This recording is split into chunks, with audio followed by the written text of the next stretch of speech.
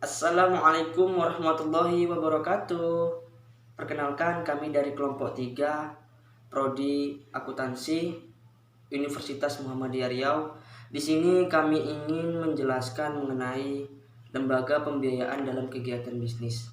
Sebelum kami menjelaskan, izinkan terlebih dahulu kami memperkenalkan diri masing-masing. Yang pertama, nama saya Fajri Swanda. Perkenalkan, nama saya Wahyu Miftahani. Perkenalkan, nama saya Muhammad Rizky Adi Saputra. Nama saya Nurul Nurjana. Perkenalkan, nama saya Widya Nur Aini. Perkenalkan, nama saya Muhammad Dendi Ramadan. Perkenalkan, nama saya Marliana Julianti. Baiklah teman-teman, di sini saya akan mencoba menjelaskan pengertian lembaga pembiayaan dalam kegiatan bisnis. Lembaga pembiayaan yang diatur dalam Keputusan Presiden nomor 61 tahun 1988 tanggal 20 Desember 1998 yang kemudian dijabarkan lebih lanjut dengan Keputusan Menteri Keuangan nomor 1251 garing KMK.013 garing 1988 tanggal 20 Desember 1988 untuk Keputusan Menteri Keuangan nomor 468 garing KMK.017 garing 1995 tentang keputusan dan tata cara pelaksanaan lembaga pembiayaan.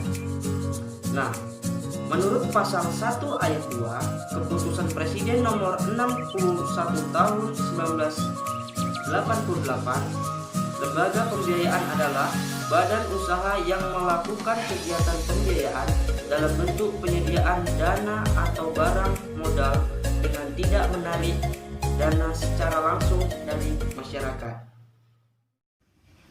Dari pengertian tersebut, lembaga pembiayaan memuat dua unsur pokok. Yang pertama, melakukan kegiatan dalam bentuk penyediaan dana atau barang modal. Yang kedua, tidak menarik dana secara langsung dari masyarakat. Saya akan membahas tentang jenis-jenis lembaga pembiayaan. Jenis-jenis lembaga pembiayaan terbagi menjadi 5, yaitu yang pertama leasing atau disebut dengan sewa guna usaha. Yang kedua yaitu factoring atau disebut dengan ajak piutang. Yang ketiga yaitu modal venture. Yang keempat yaitu pembiayaan konsumen. Yang kelima yaitu kartu kredit. Nah, di sini saya akan membahas salah satu jenis lembaga pembiayaan, yaitu tentang leasing atau sewa guna usaha.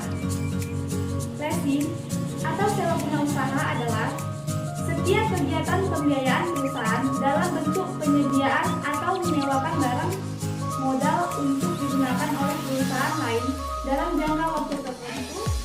Adapun pihak-pihak yang terkait di dalam leasing yaitu sebagai berikut. Yang pertama adalah les adalah perusahaan pengguna barang. Yang kedua adalah lasar. Lasar adalah perusahaan lembaga pembiayaan atau perusahaan penyandang dana.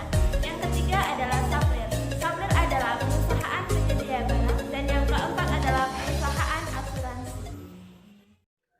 Baik, selanjutnya saya akan menjelaskan tentang bentuk perjanjian leasing.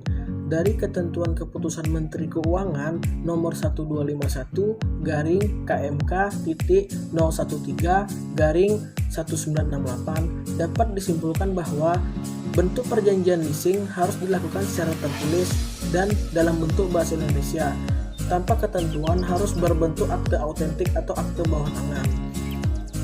Dalam perjanjian leasing memuat 1 jenis transaksi leasing, 2 nama dan alamat masing-masing pihak, 3 nama lengkap, IP dan lokasi penggunaan barang modal, 4 harga peroleh, imbalan, jasa leasing, nilai sisa, simpanan jaminan, dan ketentuan asuransi atas barang modal yang dilisi. 5. Masa leasing. 6. Ketentuan mengenai pengakhiran leasing yang dipercepat, penetapan kerugian yang harus dilisikan. 7. Tanggung jawab para pihak dan barang modal yang dilisikan. Factoring atau pajak piutang.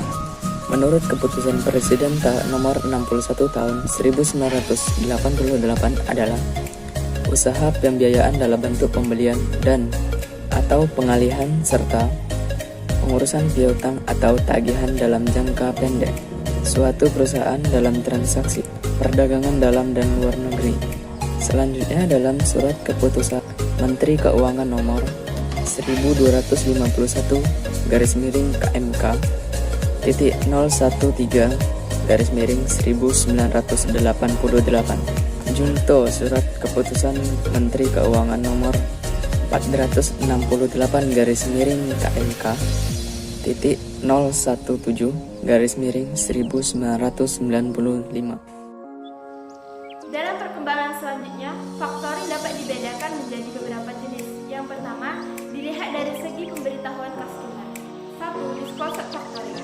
Artinya adalah customer diberitahu bahwa tagihan telah dipindahkan kepada lembaga faktoring dan kemudian pembayarannya dilakukan langsung kepada lembaga tersebut.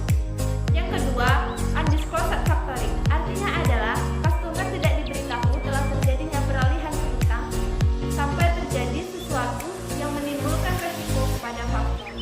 Yang kedua, dilihat dari segi keterlibatan klien. Yang pertama, question factoring, di mana pihak klien ikut serta memikul resiko yang terjadi terhadap tagihan yang diambil. Yang kedua, non-reshoot atau with or reshoot factoring, di mana jenis ini meletakkan beban dan seluruh resiko tagihan kepada tagihan tak terbayar kepada perusahaan. Yang ketiga, dilihat dari segi kedudukan para pihak. Yang pertama, domestic factoring, di mana para pihak yang terlibat dalam factoring berada dalam satu negara. Yang kedua, international factoring, di mana pihak yang terlibat atau customer-nya berada di luar. Yang keempat, dilihat dari segi banyaknya piutang yang diajukan. Yang pertama, facultative factoring, di mana ini merupakan suatu perjanjian factoring yang diberi hak opsi. Yang kedua, whole turnover factoring.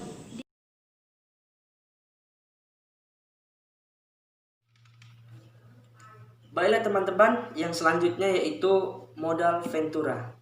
Tentu sebagian dari kita mendengar kata modal sudah tidak asing lagi, begitu kan? Namun di sini adalah modal ventura. Apa sih modal ventura itu?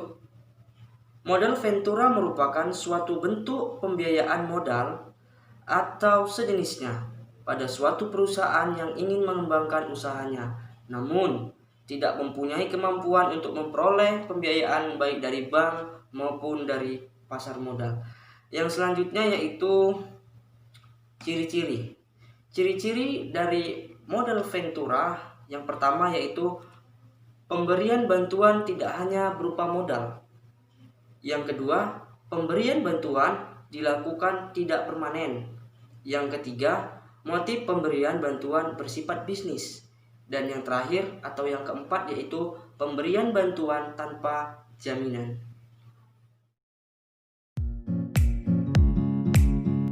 Pertama, menjadi sumber dana bagi perusahaan yang belum memenuhi persyaratan untuk mengajukan kredit ke bank.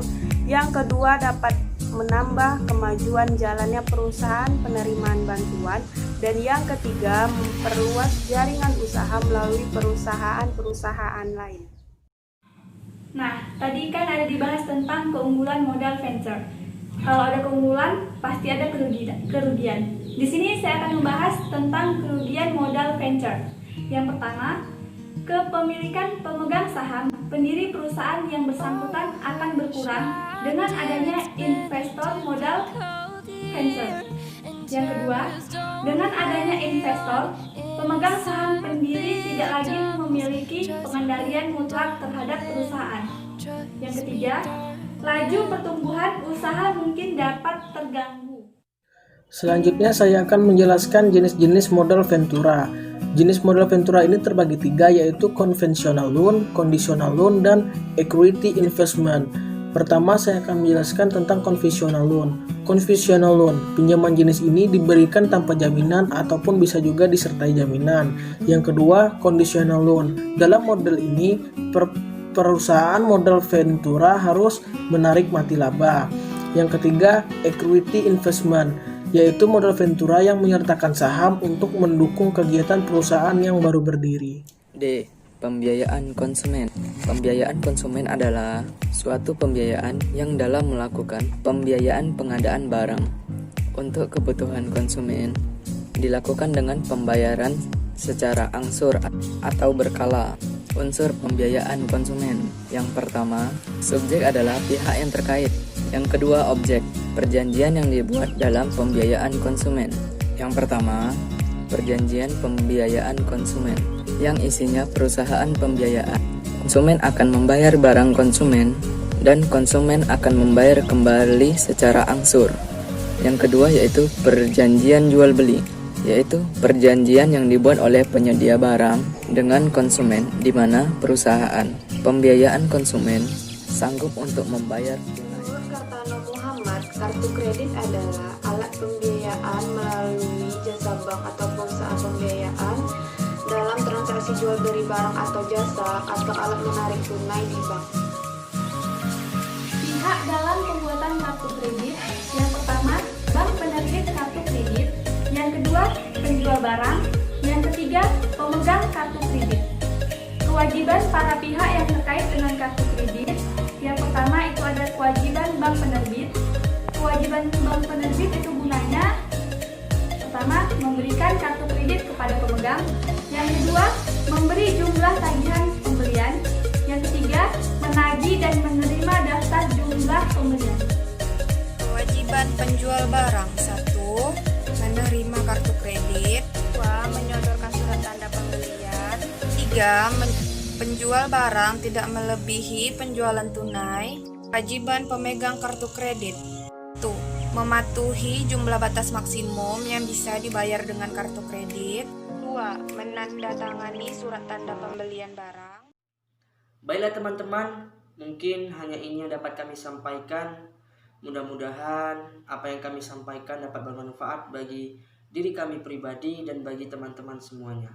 Kami juga memohon maaf yang sebesar-besarnya apabila di dalam penyampaian kami terdapat kekeliruan, terdapat kesalahan. Kami atas nama kelompok 3 memohon maaf yang sebesar-besarnya. Jangan lupa untuk tetap semangat, hidup mahasiswa, hidup Universitas Muhammadiyah Riau. Kami ucapkan terima kasih sebelumnya dan assalamualaikum warahmatullahi wabarakatuh.